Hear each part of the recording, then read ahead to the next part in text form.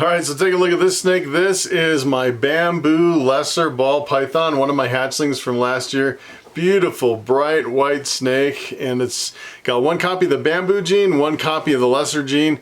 And I came in the other day and this snake was completely wrapped up, soaking in the little Dixie cup full of water. I'm like, what in the world's going on? My snake is soaking. And you probably seen the same thing. Your ball pythons, sometimes they'll soak in the water, and you start thinking, why is my snake always looking for water, trying to submerge himself in water? In this video, I'm going to kind of give you a few suggestions as far as why your snake would soak in water. And I'd say number one, they could be going into a shed. And with a white snake, it's really hard to see if they're actually going into a shed. Usually their eyes cloud up a little bit. On a white snake, especially with the albinos, it's really difficult to see if they're actually going into a shed or not. And sometimes they'll just shed out and you'll be like, I didn't even know that snake was going into shed, because they don't really have any color to where the color fades like a typical ball python.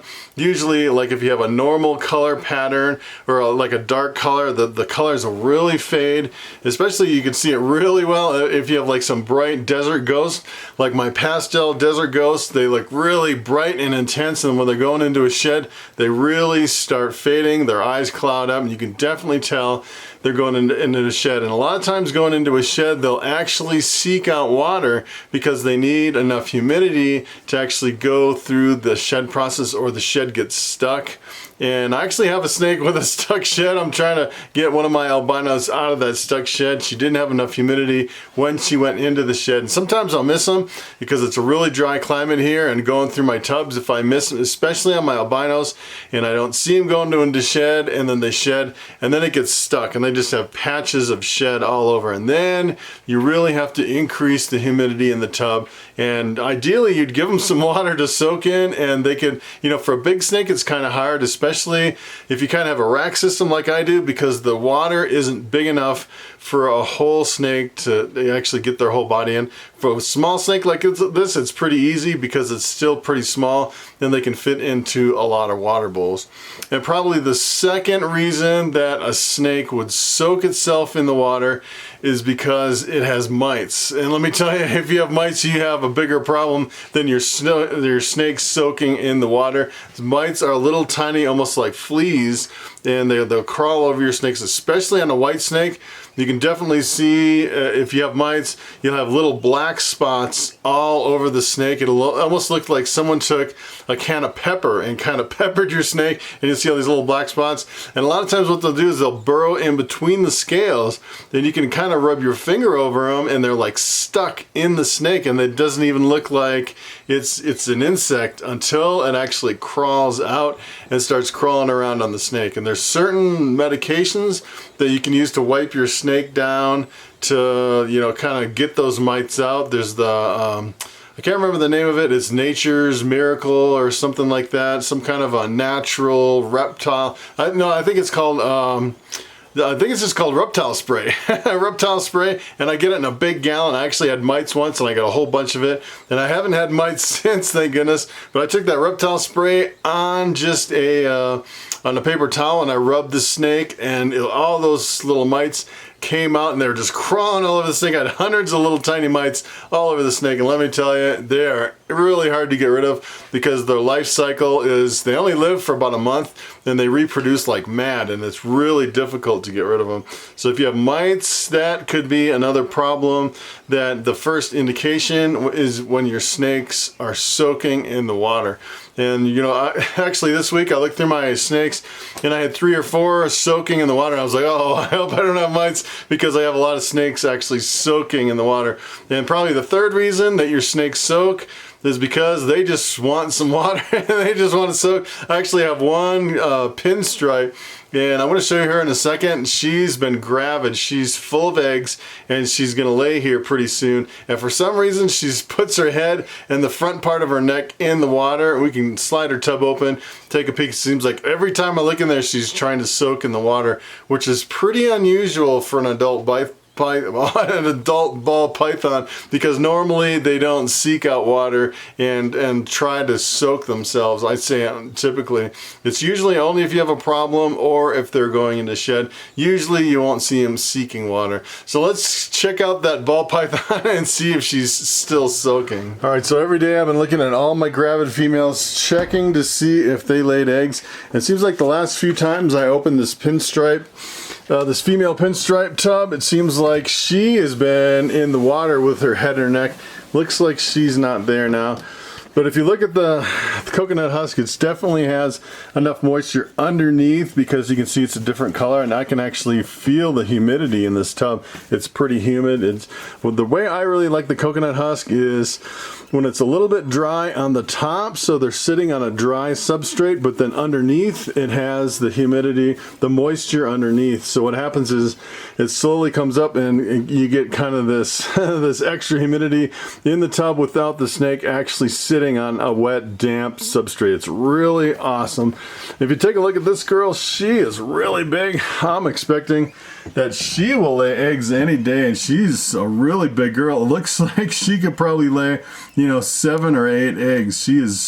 She's a really good breeder. She laid last year, and I had a lot of really good hatchlings from her, hoping she'll lay again this year.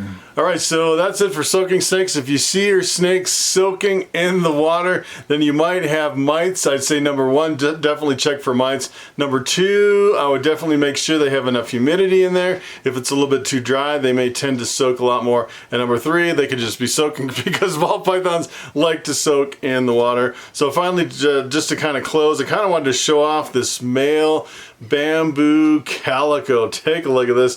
This is one of my most impressive snakes from last year. This guy is just crazy looking. Look at how that snake looks. That is just really wild looking. And I actually had one with pastel in that I sold, and I'm kind of debating whether or not to actually breed this one or not. I still have the female with the calico in it, so I could make some more of these, or I could actually breed this back to the calico pastel female and maybe get like a super calico. I don't think I've ever seen like a super calico in one of these snakes, but man, this snake is really stunning. He's getting really big. He's definitely breeding size too. He's a really good looking snake, and I might actually bring him to the show. There's actually another 2 more reptile shows, one in 5 weeks, and I might bring this to the show and probably just put a decent price on it and see if it sells. So far it hasn't, and see if someone is interested in actually buying the snake. And it's interesting, because you're always kind of in this dilemma: should I keep this snake, or should I make another one, or should I keep improving the genetics and see if I get more genes into something like this? As a matter of fact, this would be really cool. This is a male. It'd be really cool to breed into one of my female lemon blasts, which would be really cool, because then you could get the pastel pinstripe bamboo calico, which I don't think I've ever seen. It'd be a really awesome combination there. So I'm kind of on the fence about that, and I'm thinking about doing some live streams. I've been thinking about maybe on Sundays doing kind of like a Snake Sunday live stream, kind of a snake talk kind of a thing. And basically what a live stream is it's live during the live stream. So I was thinking Sundays at 6 p.m. Mountain Standard Time, I could do a live stream, and then you could type in comments and I could see your comments. I actually signed my YouTube account up to do live streams. So if you catch me within that hour window, you can actually type in a comment, and it's kind of like real-time interacting. And there's still some logistics I'm trying to work out with the live streams, and one of them is if I have enough bandwidth in my internet system to actually do a live stream. I think I'm like at just under 2 megabits per second. I don't know if that's enough to do a live stream. And then I was trying to figure out how to get this camera, this Canon 77D, hooked up to my computer with the HDMI. There's just a lot of logistical stuff I have to go through to try to get that live stream up and running. But I enabled the live stream and the super chat, and pretty much everything's good to go. I also have a Galaxy Note 9 phone that I could use kind of as a last resort. resort, if this camera doesn't work, to kind of see if I could do a live stream, but that'd be pretty cool. We could kind of interact on a real-time basis instead of just, you know, you watching my recordings. And then if you miss the live stream, it's recorded, so you can always go back and replay the live stream. You can see what people typed in as far as chat. I think live streams are pretty cool. I've never actually done one, so I think it'd be kind of neat to do that and interact with you guys on a real-time level as I'm talking and as you're writing the comments.